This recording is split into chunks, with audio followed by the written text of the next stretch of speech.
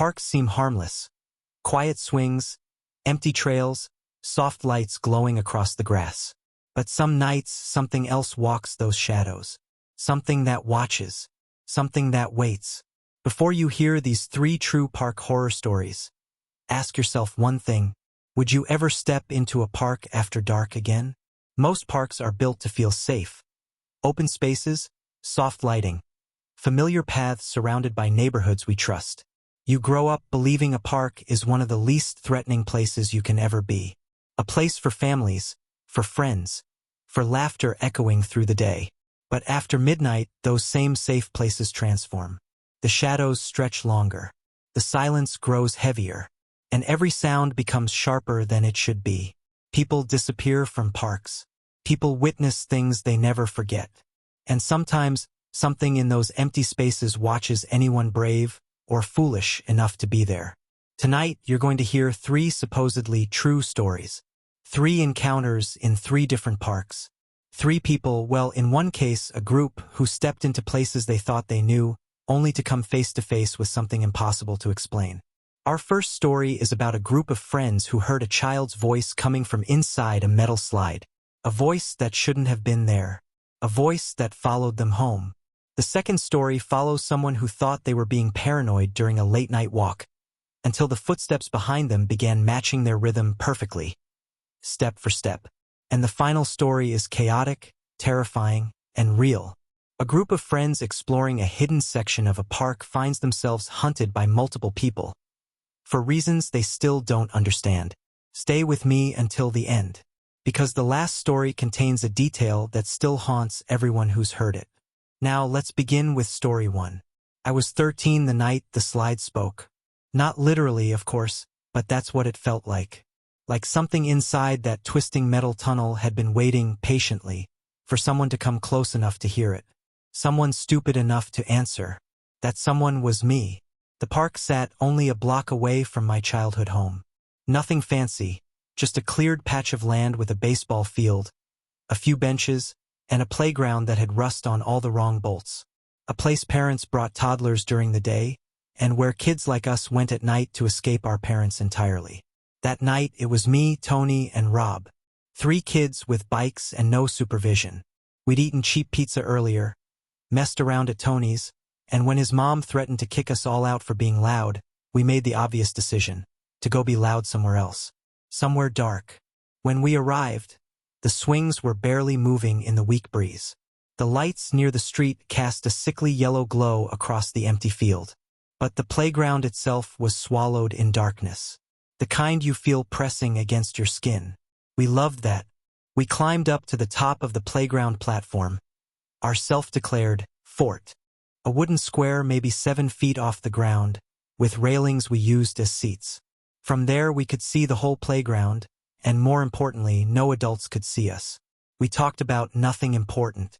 School drama, random jokes, the usual noise of 13-year-olds. And then, out of nowhere, Tony stopped mid-word and raised a finger. Shoo. Dude, did you hear that? We fell silent. A moment passed. 2. Probably nothing, Rob said. But Tony shook his head. No. Sounded like a footstep. On the playground. We brushed it off. Maybe a squirrel or something. But a few minutes later, we heard it again. A thump. Heavy. Direct. Like someone stepping on the wooden platform. But not near us. Somewhere lower. Rob stood. Okay. Who's messing with us? No one answered. We scanned the playground from above. The darkness made everything look wrong. Too still, too empty. Finally, the silence settled again, and we relaxed. Until we heard it. Clearer. Closer. A small voice. A young voice. A child's voice. Hello! 3 boys froze like prey. It came from the tall, spiraling metal slide beside our platform. One of those old slides that twisted all the way down, echoing every noise inside it like a tunnel. We hadn't heard anyone climb into it. We hadn't heard anyone run across the sand. And the voice sounded far too close to be outside it. My throat tightened. Rob whispered, "Dude, no way." Tony swallowed hard. Is someone stuck? My heart was pounding, but some instinct, or stupidity, pushed me toward the slide. Each step felt heavier than it should have.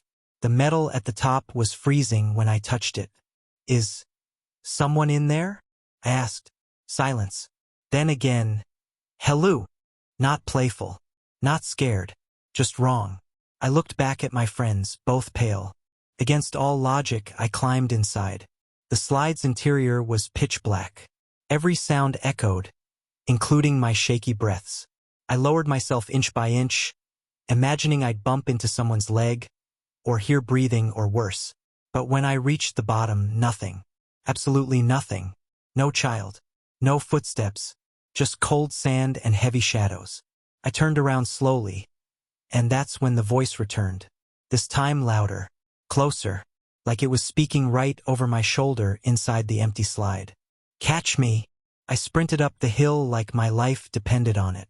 Tony and Rob were already running. We grabbed our bikes and pedaled so hard I could taste blood in my mouth. We didn't stop until we slammed into my backyard and collapsed behind the fence. We whispered, argued, tried to make sense of it. There had been no kid, no footsteps, no escape route. But the worst part hadn't happened yet. Because a few minutes later, someone knocked on the backyard gate. 3 sharp knocks. Slow. Intentional. We froze. Who is that? I called. A woman answered.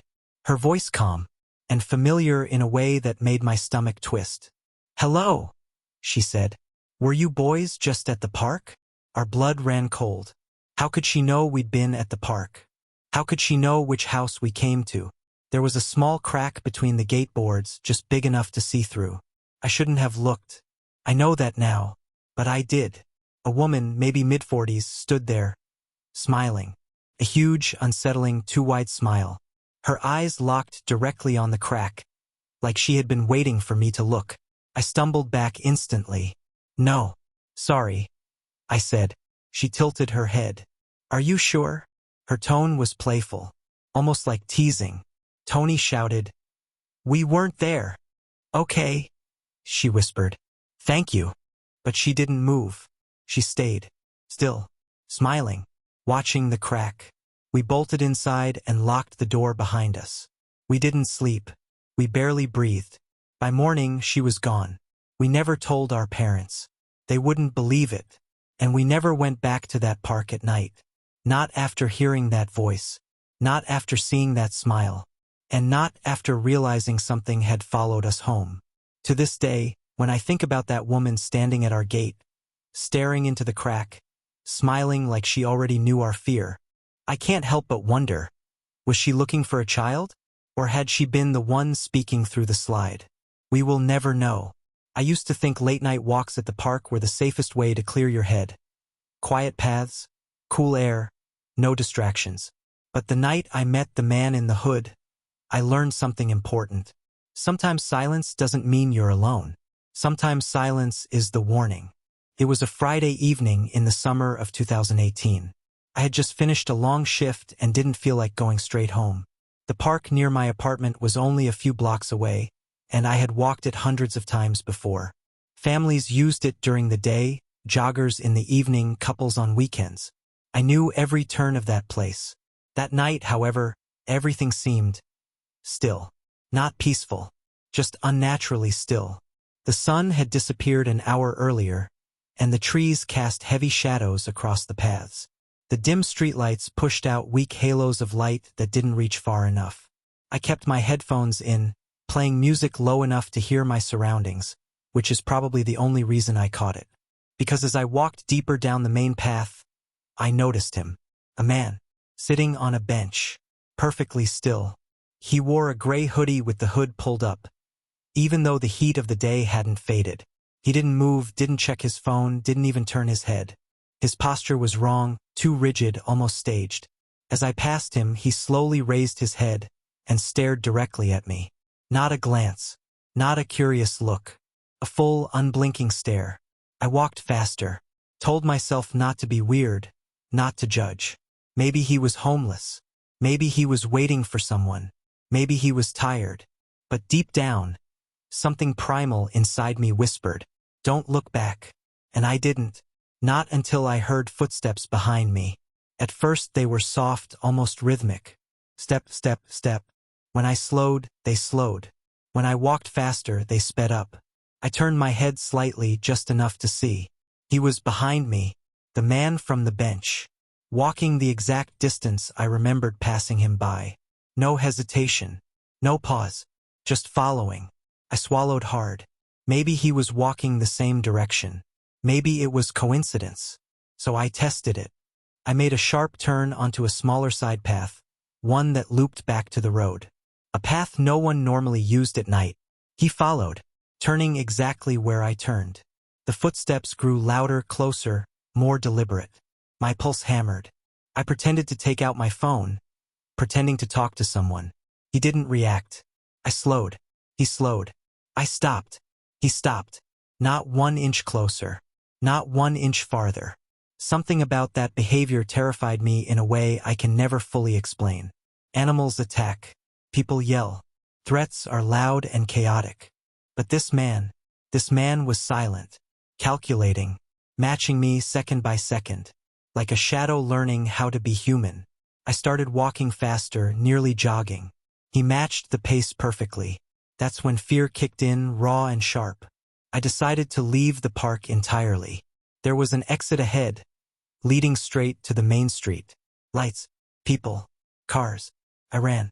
Gravel kicked under my shoes, breath echoing in my ears. And behind me, I heard him running too.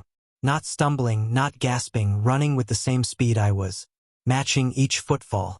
I didn't look back, didn't dare. When I burst out onto the sidewalk, I spun around and froze. He stood at the edge of the park, just inside the shadows, hood pulled up, face hidden, staring at me. But what unsettled me more was that he didn't follow me onto the street. It was like there was an invisible boundary he wouldn't cross. A line between the park and the outside world. He stood there for maybe 5 seconds, then stepped backward, vanishing into the dark tree line. I rushed home and locked my door, hands shaking so hard I struggled with the keys. I tried convincing myself it wasn't real, that it was just a creepy coincidence. But that night, everything changed. Over the next few days, small things happened, barely noticeable at first. The figure across the street, gone when I looked again. A car parked near my apartment I didn't recognize. Lights flickering on in the park's tree line when I passed by. I avoided the park at night, only walked there during the day, sticking to populated spots. Eventually, I convinced myself it was paranoia, until 2 weeks later. I went for a jog one evening, not at night, but just before sunset. As I passed the park entrance, something caught my eye. A figure, standing just inside the trees. Same height, same build, same hood. He wasn't moving. He wasn't walking. He was simply standing, waiting, watching the path, watching me. Even with people around, he didn't move, didn't react. I ran back to my car, heart racing, and sped home. After that, I never saw him again in the park. But the feeling never left. The feeling of being watched just beyond your line of sight. Of footsteps waiting to match yours. And the worst part? When I checked the park security footage, nothing showed up. No one was recorded following me. The paths where I had walked were empty, which means either he knew exactly where the cameras were, or he was never caught by cameras at all. And to this day, whenever I walk past that park, I swear I still see him sometimes, just inside the tree line. Still, silent, watching, waiting. It happened less than 24 hours before the person telling the story wrote it down. That's how fresh the fear was. That's how raw the memory remained. 5 friends. One secluded section of a sprawling public park. And a group of strangers whose intentions were far darker than anyone expected. The park was known for its overlook, a cliffside view that attracted tourists during the day and teenagers at night. By 11 p.m., the place was nearly empty. The group of friends had planned nothing more than a late-night hangout, talking and laughing beneath the streetlights. But then someone brought fireworks, Roman candles. Terrible decision. The overlook was too visible, too open. So one friend suggested the loop. The loop was a hidden cul-de-sac deep inside the park, surrounded by trees. No houses. No cameras. Only a long, winding driveway leading into a circular road lined with parking spots. Perfect place to not be seen. Perfect place for danger. They parked outside the loop, just in case. Good instinct, though not good enough. As they walked in, they noticed several cars already parked inside. Lights off. Engines silent. No movement. Weird for 11 p.m. But they assumed it was just people hooking up or drinking quietly. Happens all the time. The loop was darker than expected. The trees blocked moonlight, and the few park lamps flickered weakly, barely illuminating the cracked pavement. They stepped into the clearing, and a truck behind them started moving. Headlights off. Engine nearly silent. It crawled forward, rolling toward the entrance, until it suddenly whipped around in a sharp U-turn. Now it faced them, and it started driving forward. Slowly, deliberately. One friend whispered, "Is it coming toward us?" They scattered behind a cluster of trees. The truck rolled past them, creeping around the cul-de-sac, inch by inch, like it was searching for something. Then it reached the far side of the circle and abruptly stopped. Another U-turn, and now it came back toward them again. This time, faster.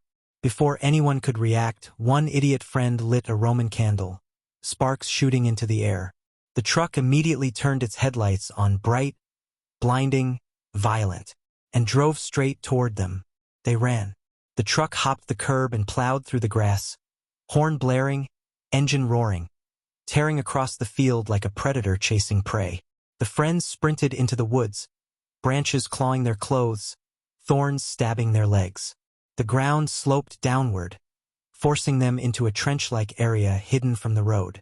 From behind, the truck stopped, doors slammed open, and voices erupted. Several voices, more than two, men, yelling, searching. Flashlights flicked through the trees from multiple angles. Not random, not confused, coordinated. Two friends were only partially hidden. One lay beneath a giant bush. Two crouched behind a fallen log. They barely breathed. The men moved fast, shining flashlights into the brush, scanning the slope, crashing through the undergrowth. Then another pair of headlights turned on somewhere in the loop. Another vehicle. Another set of men. One friend whispered, "Why are they doing this? We didn't hit their cars. We didn't even get near." "Shut up," another hissed. Minutes passed like hours. Finally, the original truck pulled back onto the pavement and drove away. The other headlights shut off. Silence settled. But something was wrong. Very wrong. The men who had entered the woods never came back out. Shaking, the friends waited longer. When they finally crawled out, one realized his phone was gone. Against every instinct, they had to search for it. Shockingly, they found it. Quickly. Almost too quickly. They regrouped near the road and spotted the same truck, parked near the exit. Waiting, they dove into a thicker section of woods, hoping to avoid being seen. But the truck's high beams switched on instantly, aimed directly at them. It accelerated toward the trees, engine growling, tires grinding dirt. They ran, through thorns, over roots, past branches whipping their faces, toward the only escape, the main park road. Once they broke through the tree-line and onto the pavement, the truck stopped at the boundary, just like the man from the previous story, and didn't follow. They sprinted down two different back routes to their cars, terrified the truck might appear around every corner. When they finally reached their vehicles, no one spoke. Not for minutes. Not until all cars locked and engines were running. Only one friend broke the silence. "When those guys were chasing me," he whispered, "I saw something." "What?"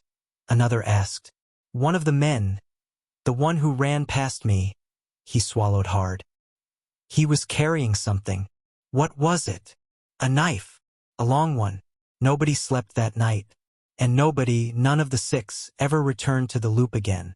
Whatever those men wanted, it wasn't to yell at kids. It wasn't about fireworks. It wasn't anger.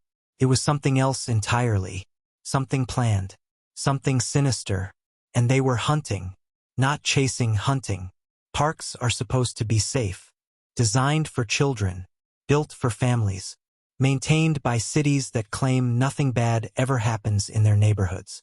But tonight's stories prove something different, something darker, something truer. In the first story, 3 kids encountered a voice that couldn't have come from a real child, something that followed them home, wearing a smile no human should have, a presence that still lingers in memory like a stain. In the second, a quiet walk through a familiar park turned into a nightmare of synchronized footsteps, an impossible figure mimicking each movement with predatory precision, a watcher who never stepped beyond the treeline, but never truly left. And in the third, a group of friends stumbled into something intentional, a trap, a coordinated hunt in the darkest part of a public park, carried out by men whose motives remain terrifyingly unclear.